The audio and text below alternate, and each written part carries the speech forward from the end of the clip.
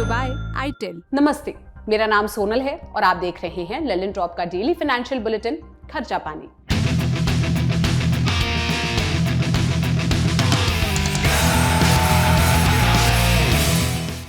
देश में middle class पर कर्ज का बोझ बढ़ रहा है, लेकिन जब कर्ज चुकाने की बारी आती है तो ये वर्ग समय पर अपनी उधारी नहीं चुका पा रहा।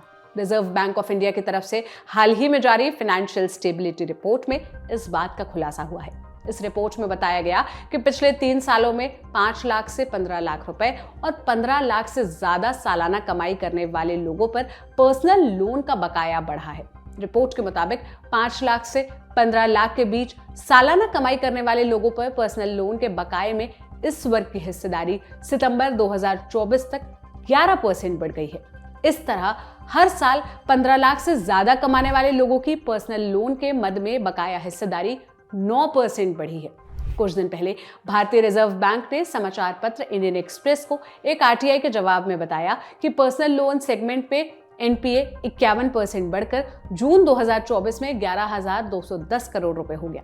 बता दें कि अगर कोई आदमी ड्यू डेट खत्म होने के बाद 90 दिनों के अंदर ईएमआई चुकाने में असफल रहता है तो उनके लोन को बैंक एनपीए की कैटेगरी में डाल देता है। एनपीए को नॉन परफॉर्मिंग एसेट या बैड लोन भी कह सकते हैं। पर्सनल लोन सेगमेंट में एनपीए बढ़ने की खबर ऐसे समय में आई है जब सभी बैंक इस बात को लेकर अपनी पीठ ठोक रहे हैं कि उन्होंने अपना कुल एनपीए घटाने में काफी हद तक सफलता पाई है। रिजर्व बैंक की तरफ से जारी आंकड़ों के मुताबिक मार्च 2022 में बैंकों का कुल एनपीए 6.97 लाख करोड़ रुपए का करीब 7% के आसपास था, लेकिन मार्च 2024 तक इन बैंकों का एनपीए घटकर 4,56,000 करोड़ रुपए पर आ चुका है। माने बैंकों पर कुल एनपीए घटकर 3% से भी नीचे आ गया है। आगे समझेंगे कि मिडिल क्लास पर कर्ज का बोझ क्यों बढ़ रहा है, लेकिन पहले पर्सनल लोन क्या है और लोग पर्सनल लोन को तहरीज क्यों देते हैं, ये समझते हैं। पर्सनल लोन ऐसा कर्ज है जिसमें उधार लेने के लिए कर्ज लेने वाले आदमी को अपनी किसी चीज को गिरवी रखने की जरूरत नहीं होती, इसलिए इसे अनसिक्योर्ड लोन कहते हैं। पर्सनल लोन व्यक्ति की इनकम के हिसाब से दिया जाता है। आमतौर पर पर्सनल लोन देने वाला बैंक कर्ज लेने वाले आदमी की इनकम, क्रेडिट स्कोर और अगर पहले कोई लोन चुकाया है ये देखकर पर्सनल लोन देते हैं। लोग जरूरत पड़ने पर इसलिए पर्सनल लोन लेते हैं क्योंकि ज्यादातर बैंक पर्सनल लोन देते समय ज्यादा पेपर वर्क नहीं कराते, यानी लोन फटाफट मिल जाता है। होम लोन की तरह पर्सनल लोन में इस बात की बाध्यता नहीं रहती कि उस पैसे का इस्तेमाल कहाँ करना है। मतलब ये है कि अपनी जरूरत के मुताबिक कहीं भी खर्च कर सकते हैं, जैसे कि बच्चों की फीस जमा करने में या फिर इलाज वगैरह कराने में। लेकिन अब समझते हैं कि मिडिल क्लास पर कर्ज का बोझ क्यों बढ़ रहा है। इसे समझने के लिए देश की आर्थिक ग्रोथ यानी जीडीपी को समझना काफी जरूरी है। दूसरी तिमाही में भारत की आर्थिक विकास दर 7 तिमाहियों में सबसे धीमी रही। चालू वित्त वर्ष की दूसरी तिमाही यानी जुलाई से सितंबर के बीच भारत की जीडीपी ग्रोथ 5.4% रही। आर्थिक ग्रोथ में गिरावट की वजह मिडिल क्लास की घटती खपत को बताया गया। इसके बाद मिडिल क्लास की मुश्किलों को लेकर चर्चा शुरू हो गई। मीडिया रिपोर्ट्स में कहा जा रहा है कि आम बजट में सरकार मिडिल क्लास को इनकम टैक्स में छूट समेत कई रियायतों का ऐलान कर सकती है। दरअसल रोजमर्रा का सामान बनाने वाली यानी एफएमसीजी कंपनियों के बिक्री के आंकड़े देखें तो पता चलता है कि शहरों में इन कंपनियों के प्रोडक्ट्स कम बिक रहे हैं। मतलब एफएमसीजी कंपनियों की शहरों में खपत काफी घटी है। कई मीडिया रिपोर्ट्स में इस बात का दावा किया जा रहा है कि शहरी मिडिल क्लास को काफी मुश्किलों का सामना करना पड़ रहा है। बिजनेस स्टैंडर्ड की रिपोर्ट बताती है कि पिछली 8 तिमाहियों में मसलन वित्त वर्ष 2022-23 की तीसरी तिमाही से 2024-25 की दूसरी तिमाही के दौरान फूड इन्फ्लेशन 7% के आसपास रहा। महंगाई के अलावा मिडिल क्लास की परेशानी का दूसरा बड़ा कारण है लोगों की सैलरी उतनी नहीं बढ़ी जितनी रफ्तार से कंपनियों का मुनाफा बढ़ा है। ऊपर से कर्ज की दरें काफी ज्यादा बनी हुई है। मोतीलाल ओसवाल फाइनेंशियल सर्विसेज के आंकड़े बताते हैं कि भारतीय परिवारों पर कर्ज की किश्त अदा करने का बोझ वित्त वर्ष 2023-24 में बढ़कर 12.4% पर पहुंच गया है। यह आंकड़ा वित्त वर्ष 2018-19 में 10.8% था। इसके अलावा आरबीआई के आंकड़े बताते हैं कि परिवारों की बचत लगभग 50 सालों में सबसे कम है। इन आंकड़ों से पता चलता है कि लोगों की कमाई के साथ बचत घटी है, इसलिए लोग न सिर्फ अपने खर्चे घटा रहे हैं बल्कि अपनी जरूरतों को पूरा करने के लिए महंगे कर्ज का सहारा ले रहे हैं। मिडिल क्लास पर कर्ज का बोझ क्यों बढ़ रहा है, इसे और अच्छे से समझने के लिए हमने फाइनेंशियल एक्सपर्ट शरद कोहली से बात की। सुनिए। बहुत सारे कारण है। आर्थिक कारण देखें हम तो महंगाई की दर लगातार पिछले कुछ सालों में ज्यादा रही है।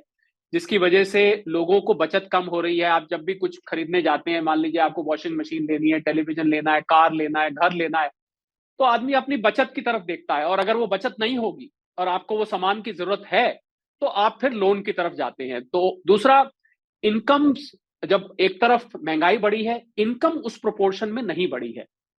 इस पर्टिकुलर क्लास की बात कर रहा हूं मैं, जो अमीरों की बात नहीं आ कर रहा, इस क्लास की। इसके अलावा कुछ और कारण भी मैं देखता हूं, लाइफस्टाइल चेंजेस भी लोगों में आए हैं।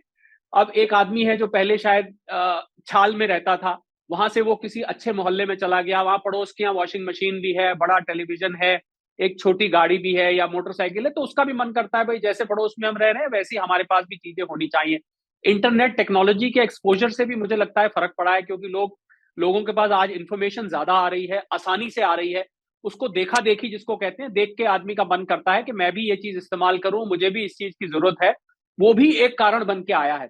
और मैं ये समझता हूं कि जो डिजिटल प्लेटफॉर्म्स ने लेंडिंग का एक पूरी मुहिम छिड़ी और आसानी से लोन मिलने लगे। पहले लोन मिलना इतना आसान नहीं होता था, अब ये बिल्कुल आसान हो गया। आप पे स्लिप अपनी दीजिए और लोन आपके यहाँ हाजिर हो जाता है। तो मुझे लगता है कि ये आसानी ने भी कुछ हद तक थोड़ी सी लोगों की आदतें भी इसमें, मैं ये तो नहीं कहूंगा कि बिगड़ गई है, पर उनके लिए लोन लेना आसान हो गया है। तो इन सब कारणों को हम मिला जुला के देखें तो लोन की जो तादाद है वो करीब करीब 11% आपको पिछले कुछ समय में बढ़ती हुई दिखाई दी है। देश में पर्सनल लोन लेने वालों की तादाद किस कदर बढ़ी है, इसका अंदाजा इस बात से लगा सकते हैं कि पिछले साल जुलाई में आरबीआई ने पर्सनल लोन से जुड़े आंकड़े जारी किए थे। इन आंकड़ों के मुताबिक जुलाई 2024 में पर्सनल लोन का अमाउंट 55 लाख करोड़ के पार चला गया था। साल दर साल आंकड़ों को देखें तो जुलाई 2023 के मुकाबले देश में पर्सनल लोन लेने वालों की संख्या में करीब 14% का उछाल दर्ज किया गया था। वहीं आरबीआई ताजा वित्तीय स्थिरता रिपोर्ट में बताया गया कि 5 लाख से कम कमाने वालों पर अनसिक्योर्ड पर्सनल लोन बकाया सितंबर 2024 तक करीब 42% था। पिछले साल मार्च में भी बैंकों का करीब करीब उतना ही लोन फंसा हुआ था, लेकिन मार्च 2023 के मुकाबले 2024 में फंसे लोन की रकम में कमी आई है। मार्च 2023 में 5 लाख से कम कमाने वाले लोगों पर अनसिक्योर्ड बकाया लोन 52% से भी ज्यादा था। और सिर्फ पर्सनल लोन ही नहीं, बड़ी तादाद में गोल्ड लोन का बकाया भी समय पर नहीं चुकाया जा रहा है। इंडियन एक्सप्रेस में छपी एक रिपोर्ट में आरबीआई के आंकड़ों के हवाले से बताया गया कि जून 2024 तक गोल्ड लोन की एनपीए में 30% का उछाल देखने को मिला। देश के कमर्शियल बैंकों के गोल्ड लोन एनपीए में 62% का उछाल आया है। मार्च 2024 में बैंकों का गोल्ड लोन एनपीए 1513 करोड़ रुपए से बढ़कर जून 2024 में 2445 करोड़ रुपए पर पहुंच गया है। इसी तरह गैर बैंकिंग वित्तीय कंपनियां यानी एनबीएफसी के एनपीए में 24% का इजाफा हुआ है। हालांकि राहत की बात यह है कि जिन लोगों की रेगुलर इनकम नहीं है, उनका बकाया पर्सनल लोन में 20% की कमी आई है। इसके पीछे आरबीआई की तरफ से हिदायत जारी कर बताया गया है। आरबीआई ने बैंकों को हिदायत दी है कि ऐसे कर्ज देते समय सावधानी बरतें। इसके बाद बैंक नया कर्ज देते समय काफी अलर्ट नजर आए हैं और उन्होंने छोटे कर्जों की वसूली को भी बढ़ाया है। लोग कर्ज लेने के बाद समय पर ये क्यों नहीं चुका पा रहे हैं, इसे समझने के लिए भी हमने एक्सपर्ट से बात की। सुनिए। क्योंकि आप जब कर्ज लेते हैं तो आपके ऊपर एक ईएमआई आ जाती है। अब ईएमआई को आप हर महीने आपकी तनख्वाह में से या आपकी आमदनी में से कटती है। वो ईएमआई निकालने के लिए आपको पैसा चाहिए ना। तो पैसा अगर आपकी बचत नहीं हो रही, या फिर मैं वापस जाऊं, अगर महंगाई ज्यादा है, कोई चीज, आप किसी चीज पे पहले 5,000 खर्च करते थे, अब आपको 7,000 खर्च करनी पड़ रही है, आपके ईएमआई के लिए पैसा कम बचता है, तो आप उस ईएमआई में डिफॉल्ट कर जाते हैं। तो मुझे लगता है जो कारण लोन बढ़ने के हैं काफी हद तक ओवरलैप है। वही कारण है कि आप उस सामान को, उस ईएमआई को आप सर्विस नहीं कर पाते, उस लोन को आप सर्विस नहीं कर पाते। ये भी होता है कि लोन लेने के बाद, मान लीजिए आपकी नौकरी चली गई, लोन लेने के बाद घर में 2-4 व्यक्ति कमाते थे, अब एक कोई बाहर चला गया या कोई भी कारण बना, आप कम लोग कमाते हैं, तब भी आप ईएमआई वापस नहीं कर पाते हैं। या लोन लेने के बाद आपके साथ कुछ ऐसा हो गया कि आपकी ओवरऑल जो घर की कंजम्पशन है वो किसी और तरफ डाइवर्ट हो गई, तब आप ईएमआई वापस नहीं कर पाते। महंगाई की समस्या, इनकम कंस्ट्रेंट की समस्या तो है, इसमें कोई दो राय नहीं है, पर थोड़ा सा जो कंज्यूमर्स हैं उनको खुद भी थोड़ा सा रैशनल एक्सरसाइज करना चाहिए कि उतनी पांव पसारिए जितनी लंबी ठौर। एक पुरानी कहावत है, आप अपनी औकात से बाहर ना जाएं। अगर आप नहीं अफोर्ड कर सकते तो उस चीज के लिए इंतजार करना बेहतर है। परंतु ये कह के मैं ये कतई नहीं कहना चाह रहा कि महंगाई नहीं है और आमदनी नहीं बढ़ रही या नौकरियां कभी कभी चली जाती हैं, इससे मैं कतई इनकार नहीं कर सकता। तो आज के खर्चा पानी में इतना ही। इस मसले पर आप क्या राय रखते हैं कमेंट में बताइएगा। ये बुलेटिन लिखा था मेरे साथी प्रदीप यादव ने। आप अपना और अपनों का खूब ख्याल रखिए। अपनी राय कमेंट बॉक्स में छोड़ते जाइएगा। शुक्रिया।